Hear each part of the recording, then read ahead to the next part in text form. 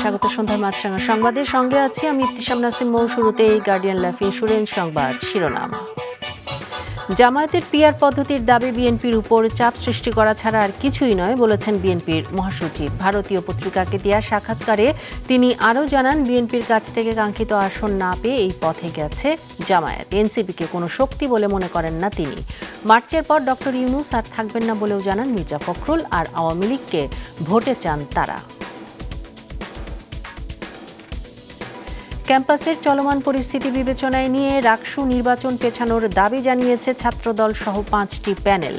দুপুরে সংবাদ সম্মেলন করে তারা এই দাবি জানায়। ভোট পেছানোর দাবি নিয়ে বৈঠক করছে নির্বাচন কমিশন। এদিকে পোষ্য কোটা বাতিল এবং উপাচার্য লাঞ্ছনের ঘটনার প্রতিবাদে শাটডাউন কর্মসূচি পালন করছেন শিক্ষক কর্মকর্তা কর্মচারীরা।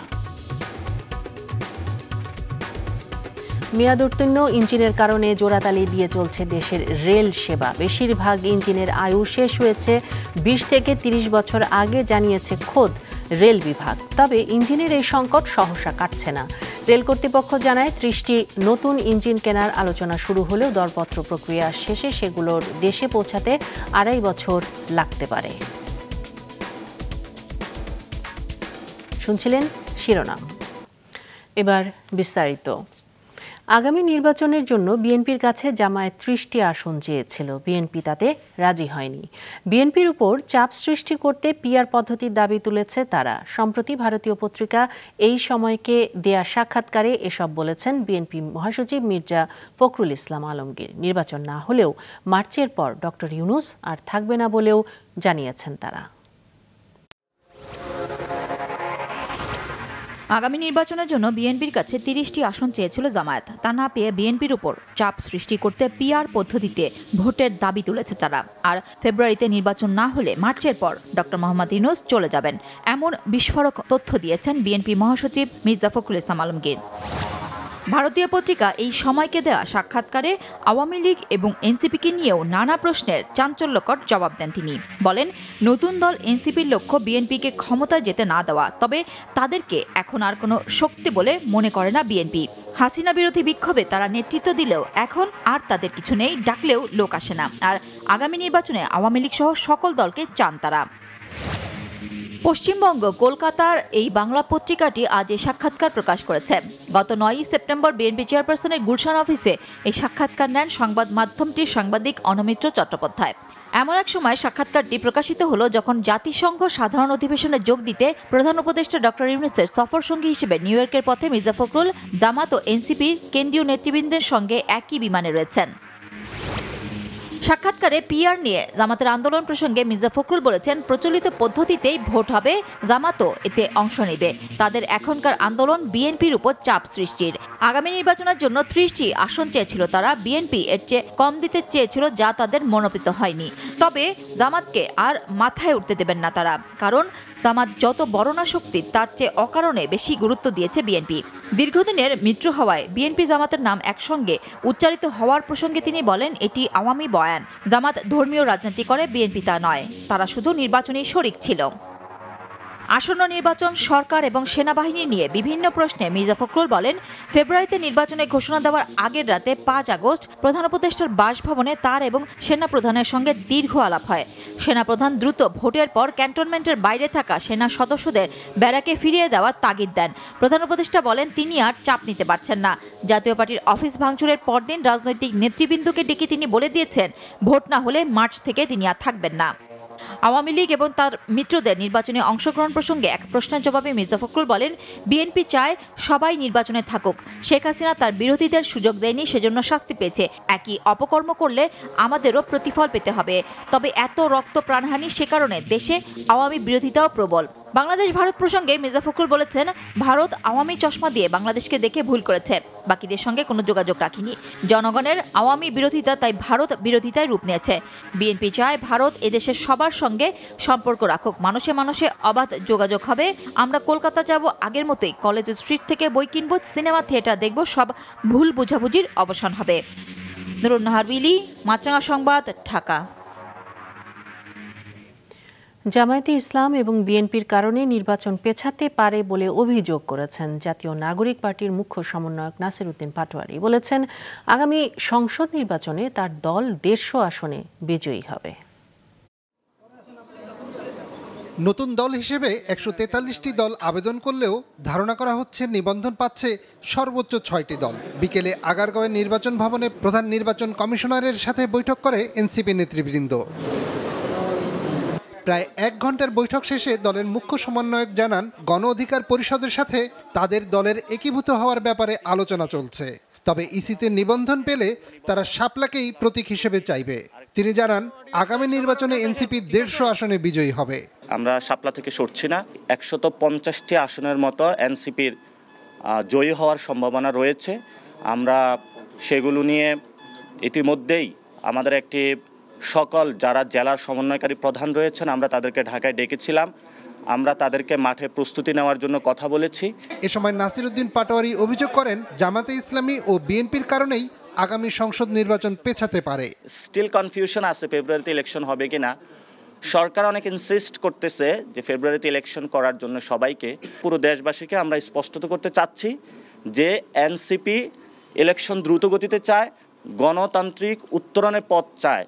বিএনপি এবং জামায়াত যে দলগুলো আছে অথবা এক্সিস্টিং পলিটিক্যাল পার্টি, তারা কিন্তু জুলাই সনদের যে লিগ্যাল অ্যাসপেক্টটা সেই জায়গাতে এক্সিকিউশন লেভেলে তারা আসতেছে না, ফলত তাদের কারণে নির্বাচনটা ডিলে হচ্ছে। এদিন ইউরোপীয় ইউনিয়নের প্রতিনিধি দল নির্বাচন ভবনে যান। দুপুরে প্রথম দফায় ইসি সচিবালয়ের কর্মকর্তাদের সাথে, পরে নির্বাচন কমিশনার আবুল ফজল মোহাম্মদ সানাউল্লাহর সাথে বৈঠক করে দলটি। নিয়াজ মোর্শেদ, মাছরাঙা সংবাদ, ঢাকা। রাজশাহী বিশ্ববিদ্যালয়ের শিক্ষক কর্মচারী ও শিক্ষার্থীদের দ্বন্দ্বের জেরে তৈরি হওয়া অস্থিতিশীল পরিবেশে রাকসু নির্বাচন সম্ভব কিনা সেটি নিয়ে বৈঠকে বসেছে রাকসু নির্বাচন কমিশন। এর আগে বিশ্ববিদ্যালয়ের কেন্দ্রীয় ছাত্র সংসদ রাকসু ও হল সংসদ নির্বাচনের পরিবেশ নেই দাবি করে পরিবেশ নিশ্চিত হওয়ার পর নির্বাচন দেওয়ার দাবি জানায় ছাত্রদল সহ 5টি প্যানেল। সংবাদ সম্মেলনে প্যানেলগুলোর প্রার্থীরা জানায়, ক্যাম্পাসে চলমান পরিস্থিতির কারণে বেশিরভাগ শিক্ষার্থী চলে গেছে।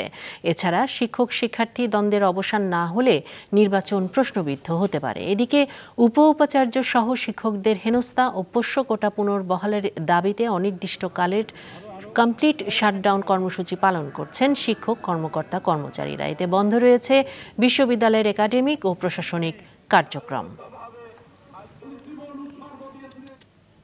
দর্শক, সার্বিক পরিস্থিতি জানাতে রাজশাহী বিশ্ববিদ্যালয় থেকে সরাসরি যোগ দিচ্ছেন আমাদের স্টাফ রিপোর্টার গোলাম রাব্বানী।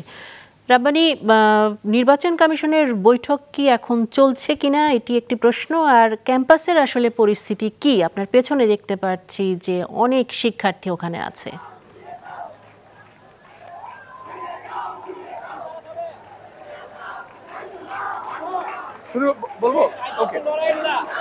আমি এই মুহূর্তে রাজশাহী বিশ্ববিদ্যালয়ের যে রাকসু নির্বাচন যে কার্যালয় সেই সামনে আছি। আপনারা দেখতে পাচ্ছেন যে শিক্ষার্থীরা 2 গ্রুপে ভাগ হয়েছে, অর্থাৎ ছাত্র শিবির এবং অন্যান্য বাকি সবাই একদিকে।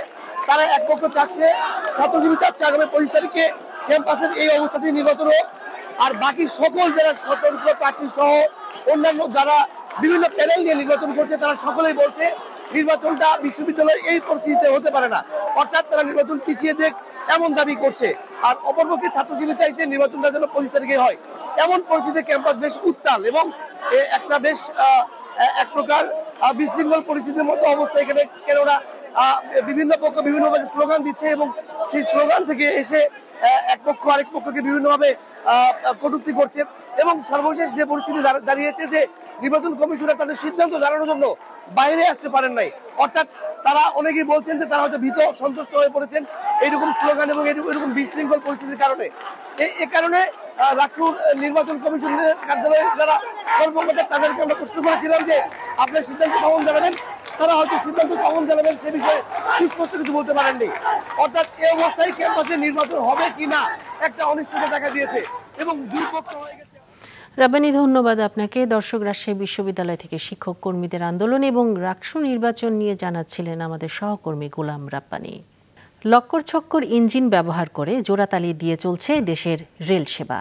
এই বিভাগ জানিয়েছে অন্তত ৭১ ভাগ ইঞ্জিন বা লোকোমোটিভেরই আয়ুষ্কাল শেষ ২০ থেকে ৩০ বছর আগে। তাই দফায় দফায় বিকল হচ্ছে এগুলো, যা তৈরি করছে চরম ইঞ্জিন সংকট। তবে এই সংকট দ্রুতই কাটছে না বলে জানিয়েছে রেল কর্তৃপক্ষ। মাহমুদুল হাসানের ক্যামেরায় রিপোর্ট করছেন আনোয়ার হোসেন। ২৩০০ সিরিজের এই রেল ইঞ্জিন অর্থাৎ লোকোমোটিভটির আয়ু ফুরিয়েছে আরও ৩০ বছর আগে। জোড়াতালি দিয়ে চলতে থাকা এসব ইঞ্জিন এখন পরিণত হয়েছে রেলের বোঝা হিসেবে। রাজধানীর কমলাপুর রেল স্টেশনের পাশেই ঢাকা লোকোশেড। রেলের বহরে থাকা ২৪০০, ২৫০০, ২৮০০ সিরিজের ৪০ থেকে ৫০ বছরের জীর্ণ ইঞ্জিনগুলোর সার্বক্ষণিক মেরামত চলছে এখানে। প্রতিদিন ৪-৫টি ইঞ্জিনকে কোনো রকমে চলার উপযোগী করে পাঠানো হয় নিয়মিত বহরে। ২২ বছর ধরে ট্রেন চালানো এই লোকোমাস্টার দেখেছেন কিভাবে এসব লক্কর ঝক্কর ইঞ্জিন বিড়ম্বনায় ফেলছে যাত্রী থেকে শুরু করে রেল বিভাগকেও। ২৬০০ বলেন, ২৯০০ বলেন, ২৪০০ বলেন, ২৫০০ তো লাইফ শেষ। ওগুলার ত্রুটির কথা বলে শেষ করা যাবে না। উইক্স ফেল্ট হচ্ছে, বেয়ারিং প্রবলেম, আপনার আন্ডার গিয়ারের সমস্যা হচ্ছে, স্প্রিং ভেঙে যাচ্ছে। অবাক করার বিষয় হলো বর্তমানে দেশে যত ইঞ্জিন রয়েছে তার প্রায় ৭১ ভাগের অর্থনৈতিক আয়ুষ্কাল শেষ।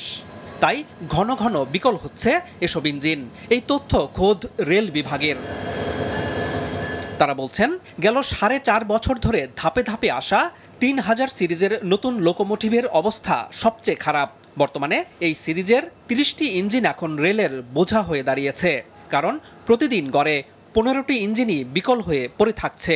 ৩০০০ সিরিজ ইঞ্জিনের মাইক্রোপ্রসেসর সেন্সর হওয়ার কারণে এই সেন্সরের সাথে বাংলাদেশের আবহাওয়ার সাথে মিল নেই, এবং কি এই সিরিজের ইঞ্জিনগুলোর সাথে দক্ষ জনবল না থাকার কারণে, এবং সর্বোপরি ব্যাটারিয়ার্স যেটাকে আপনার স্পেয়ার পার্টস বলে থাকেন, এগুলোর অভাবে ৩০০০ সিরিজের ইঞ্জিনগুলোকে কোনোভাবেই সচল করা যাচ্ছে না।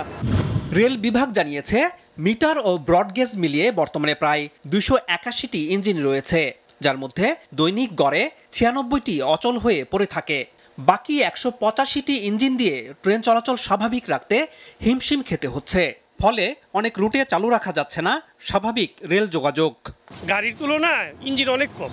এই ইঞ্জিন স্বল্পতার কারণে আমাদের ট্রেন চালাতে অনেক সময় ট্রেন বসে থাকতে হয়। তবে এই সংকট সহসাই কাটবে এমন সুখবর দিতে পারছে না রেল কর্তৃপক্ষ। তারা জানায় ৩০টি নতুন ইঞ্জিন কেনার বিষয়ে আলোচনা শুরু হয়েছে।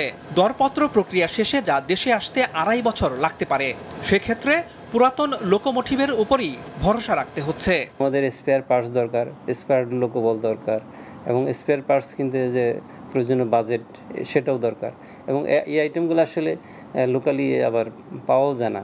এটা অরিজিনাল যে ম্যানুফ্যাকচারার তাদের কাছ থেকে কিনতে হয়, তো ইন্টারন্যাশনাল টেন্ডার করতে হয়, তো এইটা করতে আসলে সময় নিচ্ছে। আমাদের এই যাবৎকালে বাংলাদেশ রেলওয়েতে ২৯০০ সিরিজ যে ইঞ্জিনগুলো আসছে, সেই ইঞ্জিনগুলো সবচেয়ে বেশি ভালো চলছে। আগামী দিনগুলো যে ৩০টি লোকোমোটিভ কিনা হবে ২৯০০ সিরিজের দিকে যাওয়ার জন্য, সেখানে এসি, ট্রাকশন মোটর এবং ব্লোয়ার বেয়ারিং এটা সংযুক্ত করে নতুন ২৯০০ সিরিজ কিনলে ভালো হবে। তার মানে হলো অচল প্রায় সব ইঞ্জিন চালিত রেল যোগাযোগে যাত্রী সেবার বিপর্যস্ত মান সহসায় আলোর মুখ দেখছে না। আনোয়ার হোসেন, মাছরাঙা সংবাদ, ঢাকা। এবার আবহাওয়া বার্তা। সক্রিয় মৌসুমি বায়ুর প্রভাবে গতরাত থেকে মাঝারি থেকে ভারী বৃষ্টি হয়েছে দেশের দক্ষিণ ও মধ্যাঞ্চলে। গতরাত ১২টা থেকে আজ দুপুর ১২টা পর্যন্ত রাজধানীতে ১০৭ মিলিমিটার বৃষ্টিপাত হয়েছে। ভোর ৬টা থেকে সকাল ৯টা পর্যন্ত হয়েছে ৭১ মিলিমিটার। টানা বৃষ্টিতে ঢাকার বেশিরভাগ রাস্তায় পানি জমে যায়, পথচারীরা পড়েন ভোগান্তিতে। আবহাওয়া অধিদপ্তর জানায় আজ বঙ্গোপসাগরে একটি লঘুচাপ তৈরি হয়েছে। আগামী ২৪শে সেপ্টেম্বর তৈরি হবে আরেকটি। এবার আন্তর্জাতিক প্রসঙ্গ। প্যালেস্টাইন সংকটের দ্বিরাষ্ট্রভিত্তিক সমাধানের পক্ষে সমর্থন জোগাতে যুক্তরাষ্ট্রের নিউ ইয়র্কে বৈঠকে বসছেন বিশ্ব নেতারা। স্থানীয় সময় সোমবার সৌদি আরব ও ফ্রান্সের আহ্বানে ডাকা এই সম্মেলনে বেশ কয়েকটি দেশের নেতাদের অংশ নেওয়ার কথা রয়েছে। এতে ফ্রান্স সহ বেশ কয়েকটি দেশ আনুষ্ঠানিকভাবে প্যালেস্টাইন রাষ্ট্রকে স্বীকৃতি দিতে পারে। তবে এই পদক্ষেপ যুক্তরাষ্ট্র ও ইসরায়েলের পক্ষ থেকে তীব্র প্রতিক্রিয়া ডেকে আনতে পারে বলে ধারণা করা হচ্ছে। গেল দুদিনে যুক্তরাজ্য, কানাডা, অস্ট্রেলিয়া ও পর্তুগাল প্যালেস্টাইনকে স্বাধীন রাষ্ট্র হিসেবে আনুষ্ঠানিক স্বীকৃতি দেয়। এশিয়া কাপে শ্রীলঙ্কার বিপক্ষে দারুণ জয়ের পর এবার ফাইনালের স্বপ্ন দেখছে বাংলাদেশ দল। আগামী বুধবার সুপার 4-এ টাইগারদের প্রতিপক্ষ ভারত। পরদিনই আবার পাকিস্তানের মুখোমুখি হবে বাংলাদেশ। সংযুক্ত আরব আমিরাতের দুবাই থেকে টাইগারদের নিয়ে আরও জানিয়েছেন আমাদের স্টাফ রিপোর্টার অনিক জাবের। শ্রীলঙ্কার বিপক্ষে জয় পেলেই এশিয়া কাপের ফাইনাল খেলে বাংলাদেশ। 2012, 16 এবং 18 পরিসংখ্যান কিন্তু তাই বলছে। 2025 সালেও এমন কোনো ঘটনা ঘটবে কিনা, তবে এই ঘটনা ঘটবে সেই ব্যাপারে কিন্তু আত্মবিশ্বাসী বাংলাদেশ ক্রিকেট দল।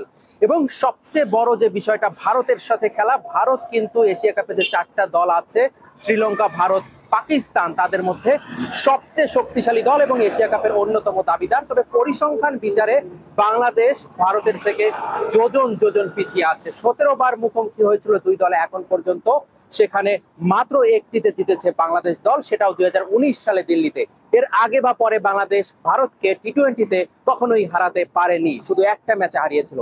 তবে বাংলাদেশ দল এখন যে আত্মবিশ্বাসী, বাংলাদেশ দল এখন যে ফুরফুরে মেজাজে আছে, দুবাই একাডেমি মাঠে তারা অনুশীলন করেছে এবং সেখানে তাদের আত্মবিশ্বাস দেখে বাংলাদেশের ক্রিকেট ভক্ত যারা আছে তারাও অনেকটা আত্মবিশ্বাসী হয়ে উঠবে ভারতকে হারানোর ব্যাপারে। Bharat Pakistan back to back দুইটা ম্যাচ বাংলাদেশ খেলবে 24 ঘন্টার ব্যবধানে। সে দুইটা ম্যাচের একটাই অন্তত জিতলে ফাইনালের পথ অনেকটাই সুগম হয়ে যাবে বাংলাদেশের জন্য। এবং বাংলাদেশ দল কিন্তু এই মুহূর্তে চায় পরের ম্যাচটা ভারতকে হারিয়েই তারা ফাইনাল নিশ্চিত করবে। ভারতকে হারিয়ে ফাইনাল নিশ্চিত করার আগে ভারতও কিন্তু বাংলাদেশ দলকে নিয়ে অনেকটা টেনশনে আছে, কারণ বাংলাদেশকে তারা এই মুহূর্তে সবচেয়ে কঠিন প্রতিপক্ষ হিসেবে ভাবছে। ভারত পাকিস্তান ম্যাচের যে উত্তেজনা হওয়ার কথা থাকে মাঠে, সেই উত্তেজনা কিন্তু এখন আর নেই। মাঠের বাইরে উত্তেজনা থাকে, কিন্তু মাঠের ভিতরে উত্তেজনাটা এখন আর নেই। এখন কিন্তু ভারত আর বাংলাদেশের ম্যাচ মানেই অন্যরকম একটা উন্মাদনা। তবে এই ম্যাচে বাংলাদেশ ভারতকে হারাতে চাইছে এবং ভারতও চাইছে বাংলাদেশকে হারিয়ে ফাইনাল নিশ্চিত করতে। অনিক জাবের, মাছরাঙা সংবাদ, দুবাই, সংযুক্ত আরব আমিরাত। সন্ধ্যা সংবাদ শেষ করব, তবে যাবার আগে গার্ডিয়ান লাইফ ইন্স্যুরেন্স সংবাদ শিরোনামগুলো আরও একবার। বিএনপির কাছে 30টি আসন চেয়েছিল জামায়াত, না পেয়ে পিআর পদ্ধতির আন্দোলন, বলেছেন মির্জা ফখরুল। জানালেন আওয়ামী লীগকে নির্বাচনে চায় বিএনপি। রাকসু নির্বাচন পেছানোর দাবি ছাত্রদল সহ 5 প্যানেলের বৈঠকে নির্বাচন কমিশন। পাল্টাপাল্টি অবস্থানে ক্যাম্পাসে উত্তেজনা। এবং মেয়াদ উত্তীর্ণ ইঞ্জিনের কারণে জোড়াতালি দিয়ে চলছে দেশের রেল সেবা। বেশিরভাগ ইঞ্জিনের আয়ু শেষ হয়েছে 20 থেকে 30 বছর আগে। এ ছিল সন্ধ্যা সংবাদে। ফেসবুকে আপডেট পেতে ভিজিট করুন মাছরাঙা টেলিভিশনের পেজে। ইউটিউব চ্যানেলেও দেখতে পারেন আমাদের সংবাদ, প্রতিবেদন এবং অনুষ্ঠান। দর্শক, রাস্তার ধুলো ও ধোঁয়া ফুসফুসের ক্ষতির কারণ হতে পারে, তাই জীবাণু ও ফুসফুসের সংক্রমণ থেকে সুরক্ষিত থাকতে ব্যবহার করুন ফেস মাস্ক। এতক্ষণ সঙ্গে থাকার জন্য ধন্যবাদ জানিয়ে আমি ইবতিসাম নাসিম শেষ করছি সন্ধ্যার মাছরাঙা সংবাদ। এই দিন এইভাবে।